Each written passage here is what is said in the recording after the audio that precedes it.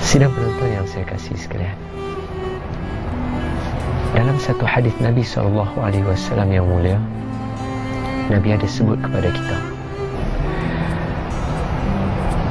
kurangkanlah kita daripada bercakap selain daripada berzikir kepada Allah Subhanahu wa ta'ala. Kerana orang yang banyak bercakap akan menyebabkan hatinya keras.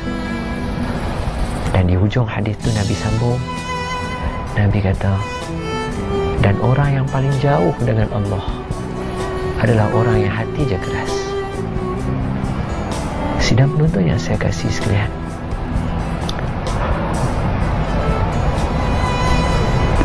dalam kehidupan kita, kita sebagai seorang ibu, ayah, bos, majikan, pekerja, rakan sekerja, kita tak lari daripada bercakap.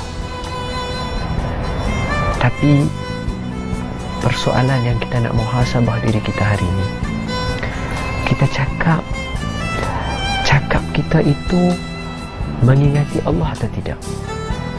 Bukan kita kena berzikir 24 jam. Kalau boleh buat begitu, bagus, Alhamdulillah.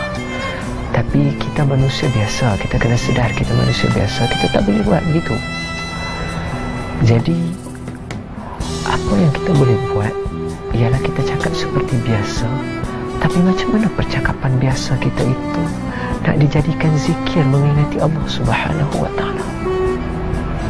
Contoh yang mudah saya boleh bawa, kita berbual, kita bersembang, ada tak sering-sering kali kita mengaitkan perbualan kita dengan Allah Subhanahu wa ta'ala? Kita mengatakan, Alhamdulillah kita berjaya buat, syukur Allah yang memudahkan segala urusan. Masya Allah. Itu adalah salah satu kalimah zikir. Dan sidang penonton, kalau kita sebut dalam perbualan kita berkaitan dengan makanan, contohnya, Masya Allah, sedap makanan ni, Allah bagi kita dapat rasa makanan ni. Tapi persoalan saya hari ini, nak muhasabah kita hari ini, bila kita cakap dengan kawan, kita cakap dengan majikan, kita cakap dengan rakan sekerja, kita cakap dengan ibu bapa kita selit tak perkara-perkara yang boleh menyebabkan kita mengingati Allah Subhanahu wa ta'ala? Dan andai kata kalau kita cakap benda yang sia-sia, saya pesan diri saya pesan kita semua, kalau kita bercakap dengan percakapan kita dan kita yakin kita ni banyak cakap, banyak gelak yang sia-sia, ingat, ini pasport Nabi bagi clear, kita berpotensi jadi orang yang hati keras. Dia kalau hati keras, Nabi tak kata apa-apa, tak apa. Persoalannya, masalah dia, Nabi kata problem dia, Nabi kata dekat akhir hadis tu, Nabi kata orang yang paling jauh dengan Allah adalah orang yang hati keras. Yang saya takut untuk diri saya dan kita semua.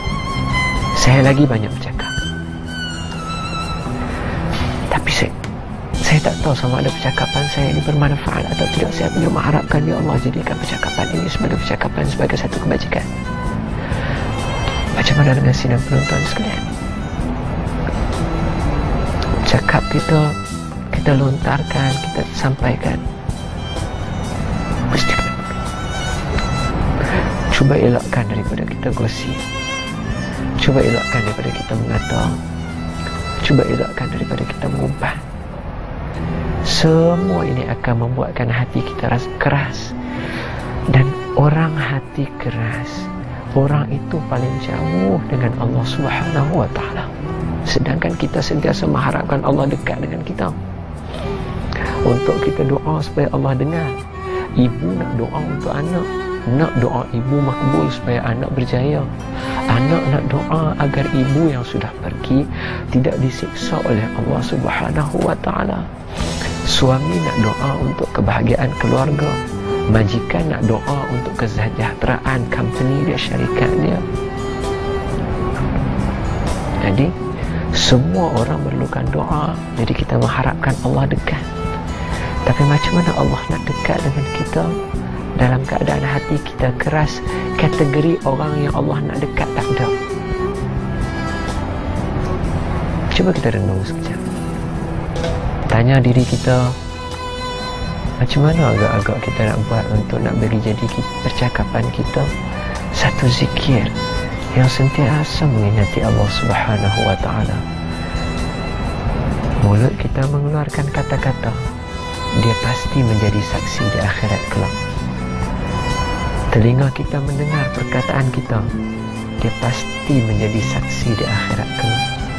Dan semua itu akan menjadi saksi dalam keadaan mengatakan kepada Allah, andai kata kita banyak bercakap, orang ini hati dia keras, dia jauh dari Engkau, wahai Allah. Adakah kita? Kita sama-sama mohon sama